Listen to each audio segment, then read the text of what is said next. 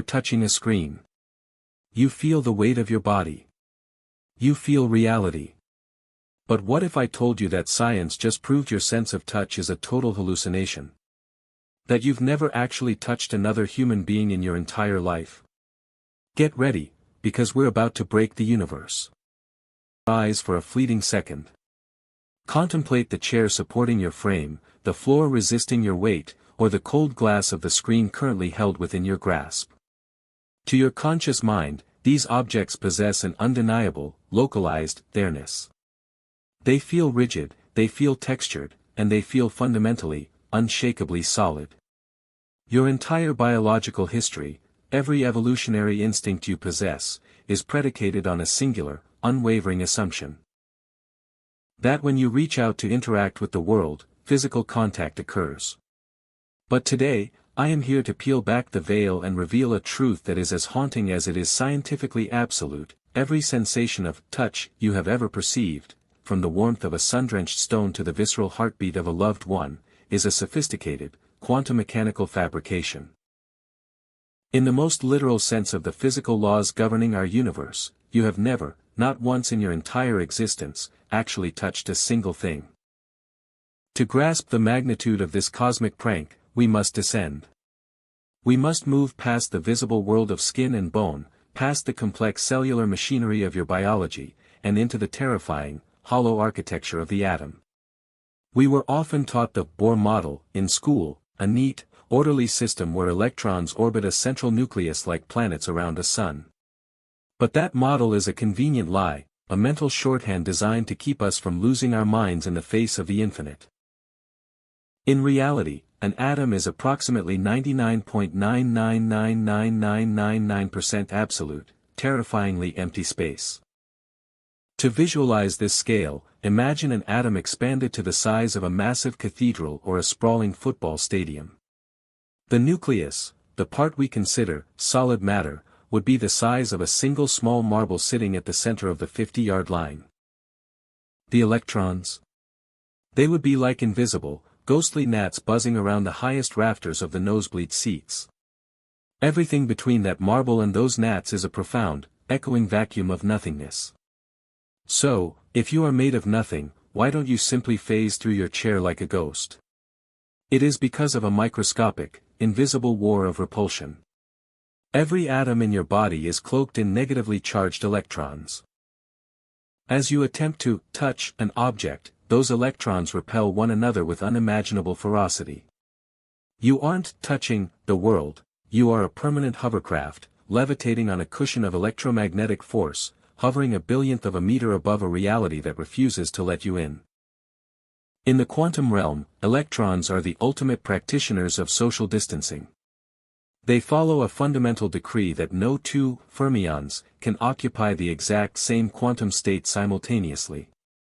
They demand their own territory with a violent, mathematical certainty. When you try to force two atoms to occupy the same space, you aren't just fighting magnetism, you are fighting the very logic upon which the identity of the universe is constructed.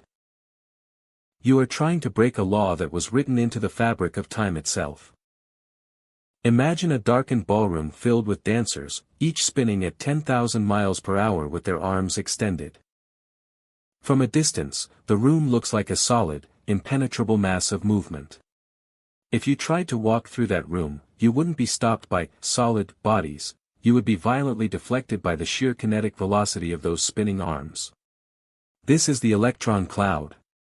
Matter feels solid not because it is filled with substance, but because the energy within it is moving so fast and repelling so strongly that it creates the functional illusion of a barrier. This is the quantum war that occurs every time you take a single step across your living room floor. This realization forces us to acknowledge a startling biological truth: the sensation of touch is a mental hallucination. Your brain is a masterful translator of force. It takes the stress signals sent by your nerve endings, nerves that are reacting to the intense pressure of electromagnetic repulsion, and it decodes that data into a user-friendly interface we call texture. When you stroke a piece of velvet or the cold steel of a blade, you aren't feeling the material itself, you are feeling your brain's interpretation of how your own electromagnetic field is being distorted by the object's field. You are trapped behind a sensory veil, forever interacting with the force fields of the world, but never the substance. Even at the height of human intimacy, there is always a gap. We are a lonely species of observers, forever reaching out across a vacuum that can never be bridged. If the material world is a mirage and touch is a biological fiction, what does that imply about our own identity? This is where the math gets truly disturbing. If you were to take every human being currently alive on this planet, all 8 billion of us, and somehow remove that empty space from within our atoms, the entire human race would occupy a volume no larger than a single sugar cube. That is the true scale of our physical substance. Every empire ever built, every person you have ever loved, every mountain and ocean, it is all just a thin veneer of energy draped over an infinite abyss. We are walking, talking voids, held together by nothing more than the constant, frantic exchange of light and information. This realization shifts our understanding of the universe from a mechanical one to a holographic one. If we are 99% empty space and we never actually touch anything, then physicality is essentially a software program running on the hardware of our consciousness. We are not solid things moving through a solid world, we are localized disturbances in a universal field of energy. This is why the giants of quantum physics, from Max Planck to Werner Heisenberg, eventually sounded more like mystics than mathematicians. They looked into the heart of matter and found that there was no matter there, only vibration, only frequency, and only the observer. We are now beginning to master the code of this reality. We are developing haptic technologies that can make you feel objects that don't exist, and we are investigating how to bridge the atomic gap in ways that could redefine the future of humanity. We are discovering that the void isn't empty. It is pregnant with the forces that create the illusion of everything we hold dear. So, the next time you feel the weight of your own existence, remember the physics of the no. You are not a heavy, solid object burdened by a heavy, solid world. You are a magnificent, shimmering arrangement of light, a conscious witness to a masterpiece of electromagnetic theater. You are levitating through a universe of ghosts, dancing on the edge of an infinite vacuum. If your mind is officially blown, you're now part of the small percentage of people who see the world for what it actually is, a beautiful, energetic illusion. But the rabbit hole goes deeper. Do you think we live in a simulation, or is reality even weirder? Drop a Team Reality or Team Void in the comments. I'm hearting the best theories for the next 24 hours. And if you want to keep exploring the glitches in our universe, hit that subscribe button. You don't want to get stuck in the wrong timeline.